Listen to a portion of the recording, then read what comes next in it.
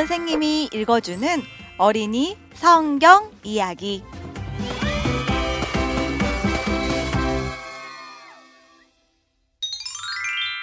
(51번) 이야기.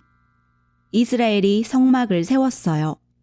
출애굽기 25장에서 30장 말씀. 금송아지를 섬기는 죄를 범한 후에 이스라엘 백성 중 많은 사람은 크게 회개했어요. 이스라엘 백성은 슬피 부르짖었어요. 모세는 하나님께 이들의 죄를 용서해달라고 간구했어요. 그러자 자기 백성에게 사랑과 자비가 많으신 하나님은 이들을 용서하시고 죄를 없애주셨지요. 그 후 백성은 바빠졌어요. 하나님을 예배할 장소, 곧 예배당을 세울 때가 되었기 때문이에요.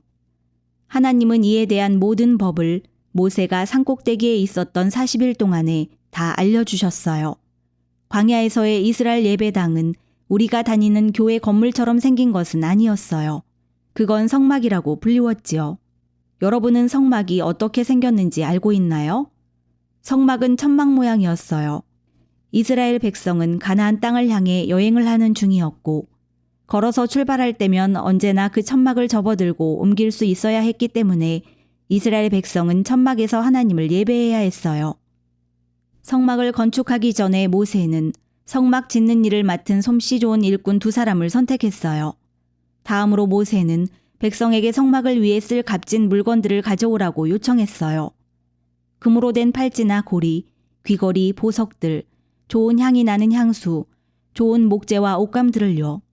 그러자 이스라엘 백성은 자원하는 마음으로 성막 짓기에 필요한 양보다 더 많은 물건들을 가지고 왔어요.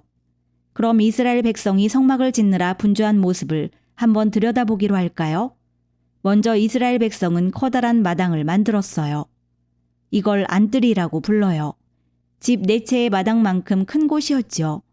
남자들은 이 큰 안뜰에 좋은 나무로 된 높은 울타리 기둥을 만들었어요.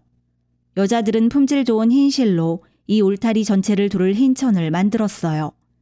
남자들이 울타리 기둥을 세우면 그 사이에 이 순백색의 천을 쳐서 높은 벽처럼 보이게 만들었지요. 아무도 밖에서 안뜰을 볼 수 없었어요. 물론 문도 있었어요. 문 역시 흰 천으로 되어 있었지요. 문이 되는 천은 여자들이 푸른색과 자주색과 붉은색의 실들로 아름다운 장식을 넣어 만들었어요. 이 천으로 된 문을 옆으로 밀치면 안뜰로 들어갈 수 있는 거예요. 그리고 이 뜰을 덮는 지붕은 없었어요. 하늘이 지붕이었지요. 바닥은 광야의 모래바닥이고요. 안뜰의 안쪽에는 아주 큰 사각형의 제단이 있었어요. 이 제단은 나무로 만들어졌고 빛나는 놋을 씌웠어요. 제단 위에는 불판을 만들었어요. 우리가 보는 바비큐 그릴 같은 거예요. 이 불판 위에서 제사장들이 양들을 하나님께 불태워 드리는 거예요. 제사장들은 누구일까요? 제사장들은 성막에서 일하는 하나님의 사역자들이에요. 성막이 완성되면 제사장들이 하나님께 양을 제물로 드릴 거예요. 그리고 이 제사장들은 사람들의 죄를 위해 돌아가신 예수님을 상징하지요. 제사장들이 양을 죽여 불태울 때면 손이 더러워질 거예요. 그래서 씻을 곳이 필요하지요. 하나님은 사람들과 동물들을 씻을 물이 담긴 아주 큰 대야를 만들라고 말씀하셨어요. 이 대야는 아주 아름다웠어요. 이 대야는 뭘로 만들었을까요? 이 대야는 여자들이 거울로 사용했던 빛나는 은빛 금속으로 만들었어요. 여자들은 하나님의 집을 위해 자기들의 거울을 바쳤던 거예요. 성막의 가장 중요한 부분이 아직 남아 있어요. 안뜰의 안쪽에 일꾼들은 2개의 방을 가진 천막 하나를 만들어야 했어요. 그리고 동물 가죽으로 덮인 아름다운 옷감으로 이 천막을 덮을 지붕을 만들었어요. 천막 내부를 건조하고 깨끗하게 유지하기 위한 것이었지요. 여자들은 이 천막에도 아름다운 천으로 문을 만들었어요. 이 문은 푸른색, 자주색, 붉은색 실들로 꾸며졌어요. 첫째 방에는 3개의 작은 기구가 놓여 있었어요. 일꾼들은 작은 금 탁자를 만들었지요.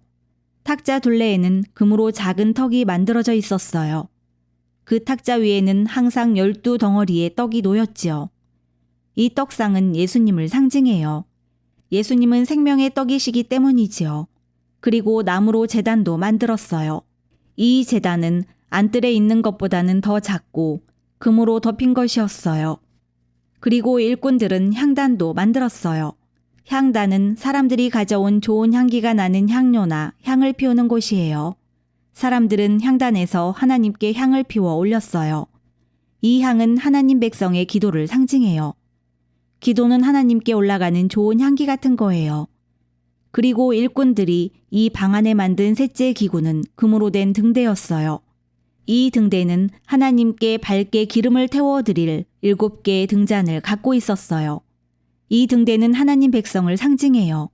하나님 백성은 세상에 비치고 세상을 밝게 비추는 자들이에요. 이 첫째 방을 성소라고 불렀어요. 그리고 일을 다 마친 뒤에는 오직 제사장들만 성소에 들어갈 수 있었어요. 천막의 다른 방에는 일꾼들이 금으로 덮인 나무로 된 상자를 만들었어요. 상자 맨 위에는 날개를 쭉 뻗치고 있는 2 천사를 만들었어요. 그건 정말 아름다웠을 거예요.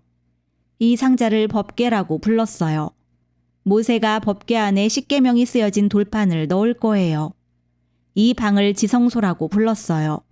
오직 단 한 명의 대제사장만 1년에 딱 한 번 지성소에 들어갈 수 있었어요. 그때 대제사장은 법궤에 피를 뿌려요. 그때 대제사장은 법궤에 피를 뿌려요. 이 피는 예수님의 피, 곧 우리 죄를 씻기 위해 흘리셨던 예수님의 피를 상징하지요. 여자들은 푸른색, 자주색, 붉은색, 금색 장식들이 있는 흰색 예복을 만들었어요. 제사장들이 성막에서 일할 때 입을 옷이지요. 제사장들은 머리에 여호와께 성결이라고 쓰여진 관을 썼어요. 제사장들은 백성이 여호와께 성결한 예배를 드리도록 가르치는 사람들이니까요. 이스라엘 백성이 성막을 위해 만든 이 모든 아름다운 물건들은 상징이에요. 이 물건들은 하늘에 있는 하나님의 교회를 상징하고 예수님을 상징하지요.